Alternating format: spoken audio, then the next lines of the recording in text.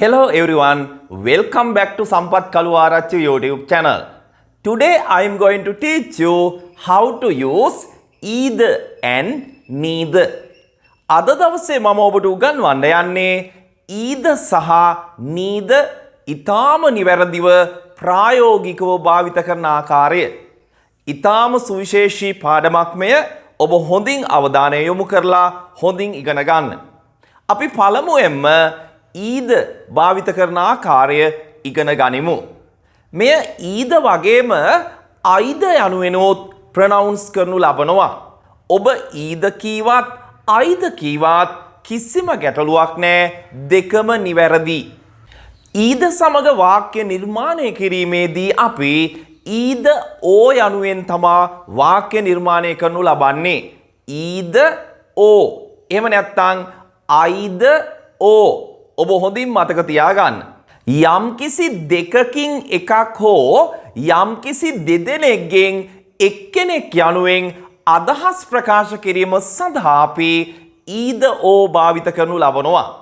ඔබට මම ලබා දෙන උදාහරණ ටිකෙන් මේ කොටස මේ පාඩම ඊටාම හොඳින් අවබෝධ කර ගැනීමට හැකියාව ලැබේ. අපි පළමු උදාහරණයට යමු. නිමල් හෝ කමල් ඔයාට උදව් කරයි. එහෙම නැත්නම් නිමල් හරි කමල් හරි ඔයාට උදව් කරයි. කොහොමද මේ වාක්‍ය නිවැරදිව either or භාවිත කරලා කියන්නේ? නිමල් හෝ කමල්. අපි ආරම්භ කරන්නේ either නිමල් or කමල්.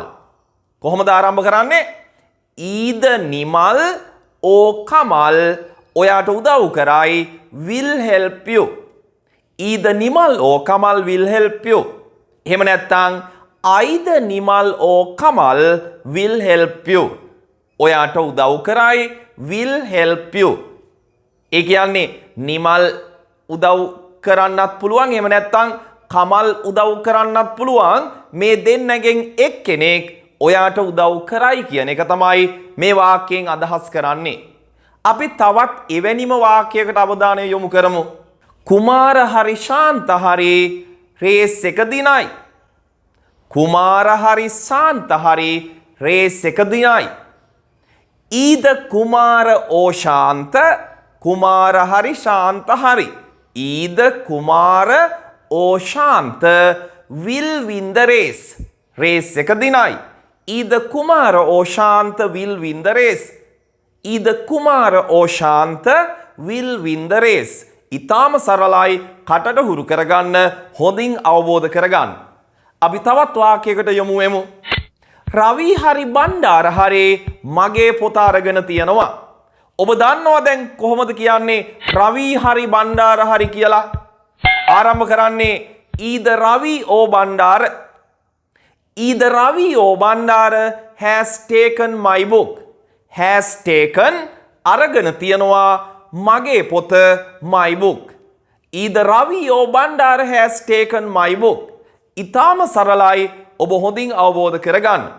අපි තවත් උදාහරණ වාක්‍යයකට යමු එමු. ඔයාට තේ හරි කෝපි හරි බොන්න පුළුවන්. මේසයක් උඩ තේ තියනවා, කෝපි තියනවා. අපි ඒ වගේ අවස්ථාවක් කියනවා. ඔයාට තේ හරි කෝපි හරි බොන්න පුළුවන්. කොහොමද මේ ඉංග්‍රීසියෙන් කියන්නේ? either or භාවිත කරලා. ඔයාට බොන්න පුළුවන් you can drink. you can drink. ඔයාට බොන්න පුළුවන්. තේ හරි කෝපි හරි මේ දෙකෙන් එකක් ඔයාට බොන්න පුළුවන් කියන එක තමයි මේ කියන්නේ. you can drink either tea or coffee. you can drink either tea or coffee. ඔයාට තේ හරි කෝපි හරි බොන්න පුළුවන්. අපි තවත් එවැනිම උදාහරණ වාක්‍යයකට යමු එමු. ඔයාට අයිස්ක්‍රීම් හරි කිරි හරි කන්න පුළුවන්. you can eat either ice cream or curd. අපි මුදවපු කිරි වලට කියනවා curd කියලා. නැවතත් අපි වාක්‍ය නිවැරදිව කියමු. you can eat either ice cream or curd. you can eat either ice cream. ice cream හරි or curd. කිරි හරි. හරිම සරලයි. ඔබ හොඳින් අවබෝධ කරගන්න. අපි තවත් උදාහරණ වාක්‍යයකට යමු එමු. ඔයාට බස් එකෙන් හරි පයින් හරි එන්න පුළුවන්. ඔයාට එන්න පුළුවන් කියලා ඉන්න පළමුවෙන්ම. You can come. ඔයාට එන්න පුළුවන්. බස් එකෙන් හරි පයින් හරි. බස් එකෙන් නම් by bus, පයින් නම් on foot. පයින් කියනකොට අපි කියන්නේ on foot කියලා. You can come either by bus or on foot. කොහොමද කියන්නේ? You can come either by bus or on foot. හරිම ප්‍රායෝගිකයි, ඔබ හොඳින් අවබෝධ කරගන්න. අපි තවත් උදාහරණයකට යමු වෙමු. ඔයාගේ තාත්තා හරි ඔයාගේ අම්මා හරි රැස්වීමට පැමිණිය යුතුයි. සමහර වෙලාවට ඉස්කෝලේ ටීචර්ස්ලා එහෙම කියනවා මේ වගේ වාක්‍යයක්. ඔයාගේ තාත්තා හරි ඔයාගේ අම්මා හරි රැස්වීමට පැමිණිය යුතුයි. ඔයාගේ තාත්තා හරි ඔයාගේ අම්මා හරි කියලා කොහොමද ඉංග්‍රීසියෙන් කියන්නේ? either or භාවිත කරලා. දැන් ඔබ දන්නවා ආරම්භ කරන්න. either your father or your mother. either your father or your mother. ඔයාගේ තාත්තා හරි ඔයාගේ අම්මා හරි should come to the meeting. should come කියන්නේ පැමිණිය යුතුයි රැස්වීමට to the meeting. අපි වාක්‍ය නිවැරදිව කියමු සම්පූර්ණයෙන්ම. either your father or your mother should come to the meeting. either your father or your mother should come to the meeting. ඊටම සරල වාක්‍යයක්, ඔබ හොඳින් අවබෝධ කරගන්න. අපි තවත් වාක්‍යයකට අවධානය යොමු කරමු. ඔයාට මාත් එක්ක හරි කමල් එක්ක හරි නැවතී ඉන්න පුළුවන්. ඔයාට මාත් එක්ක හරි කමල් එක්ක හරි නැවතී ඉන්න පුළුවන්. නැවතී ඉන්නවට කියනවා stay කියලා. නැවතී ඉන්නවා stay. You can stay either with me or with Kamal. You can stay either with me or with Kamal. ඔයාට මාත් එක්ක හරි කමල් එක්ක හරි නැවතී ඉන්න පුළුවන්. You can stay either with me or with Kamal. මං හිතනවා either or කියන භාවිතය ඔබ හිතාම හොඳින් අවබෝධ කරගන්න ඇති කියලා. අපි ඊගාවට යමු වෙමු neither nor. එහෙම නැත්නම් neither nor භාවිත කරමින් වාක්‍ය නිර්මාණය කරන්නේ කොහොමද කියලා බලන්න. මෙය neither යනුවෙන් හෝ එහෙම නැත්නම් neither යනුවෙනොත් ඔබට ප්‍රොනවුන්ස් කරන්න පුළුවන්. ඔබ කැමති ආකාරයක් භාවිත කරන්න කිසිම වැරදක් නැහැ. neither. එහෙම නැත්නම් neither. ඒ වගේම ඔබ හොඳින් මතක තියාගන්න neither තුල නැත අර්ථය ගැබ් වී තියනවා. ඒ නිසා වාක්‍ය නිර්මාණය කිරීමේදී කිසි විටකත් වාක්‍ය නෙගටිව් කරන්න එපා. neither තුල නැත අර්ථය ගැබ් වී තියෙන නිසා. අපි උදාහරණ සාකච්ඡා කරන විට ඔබට හොඳින් මේ පිළිබඳ අවබෝධ වෙයි. බලන්න මෙන්න මේ පළවෙනි උදාහරණය. සුනිල්වත් කමල්වත් ඔයාට උදව් නොකරාවි. එහෙම නැත්නම් සුනිල්වත් කමල්වත් ඔයාට උදව් කරන එකක් නැහැ. මේ වාක්‍යය කියනකොට අපි neither භාවිත කරන්නේ.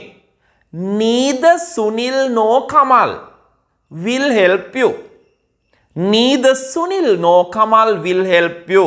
සුනිල්වත් කමල්වත් ඔයාට උදව් නොකරාවි. මම ඔබට කලින් මතක් කරා කිසි විටකත් වාක්‍ය නෙගටිව් කරන්න එපා.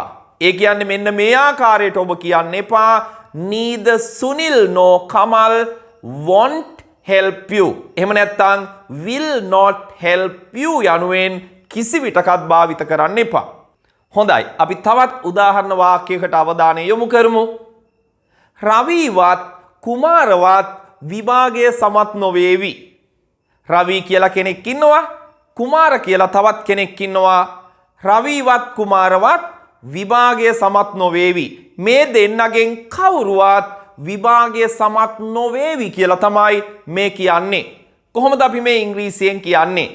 neither Ravi nor Kumar will pass the exam. Neither Ravi nor Kumara will pass the exam. රවිවත් කුමාරවත් විභාගය පාස් නොවේවි. හොඳයි. අපි තවත් උදාහරණ වාක්‍යයකට අවධානය යොමු කරමු. මාලවත් ගීතවත් පාටියට ආවේ නැහැ. මාලාවෙත් නැහැ, ගීතාවෙත් නැහැ. මාලවත් ගීතවත් පාටියට ආවේ නැහැ. කොහොමද දැන් අපි ඉංග්‍රීසියෙන් කියන්නේ? කොහොමද ආරම්භ කරන්නේ? ඔබට පුළුවන්. Neither Mala nor Geeta came to the party. Neither Mala nor Geeta came to the party. ආවේ නැහැ කියනකොට ඔබ වාක්‍ය නෙගටිව් කරන්න යන්න එපා. මොකද neither තුල නැතාර්ථය ගැබ් වෙලා තියෙන නිසා. ඒ නිසා මම ඔබට යෝජනා කරනවා කිසි විටකවත් වාක්‍ය නෙගටිව් කරන්න එපා. එහෙම කරොත් වාක්‍ය වැරදි. ඒ කියන්නේ මෙන්න මේ ආකාරයට ඔබ කියන්න එපා. Neither Mala nor Geeta didn't come to the party. එහෙම කියන්න එපා.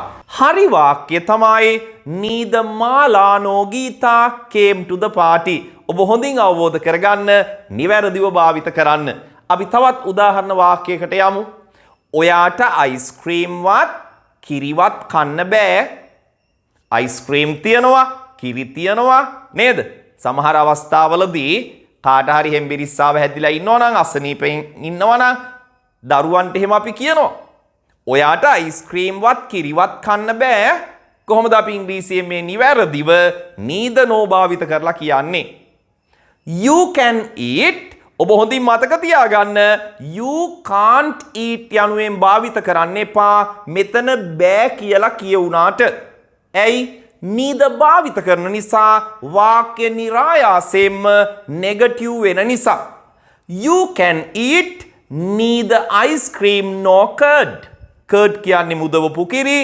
You can eat neither ice cream nor curd. අන්නේ ආකාරයටයි අපි වාක්‍ය නිවැරදිව කියන්නේ. ඔයාට තේවත් කෝපිවත් බොන්න බෑ. තේ තියනවා, කෝපි තියනවා, දෙකෙන් එකක්වත් බොන්න බෑ කියලා කොහොමද අපි නිවැරදිව වාක්‍ය කියන්නේ? You can drink neither tea nor coffee. අනේ ආකාරයට තමයි අපි neither nor භාවිත කරනු ලබන්නේ. මා හිතනවා ඔබට ඉතාම සරලව තේරෙන්නේ නැති either or සහ neither nor ප්‍රායෝගිකව ඉතාම සරලව භාවිත කරන ආකාරය. හොඳයි. එහෙනම් ඔබට පුළුවන් නම් තවත් වාක්‍ය මේ ආකාරයට හදලා ඔබේ දැනුම වර්ධනය කරගන්න. අපි එහෙනම් තවත් වැදගත් වීඩියෝ එකකින් හමු වෙමු. ගිහින් එන්නම්. See you again. Bye.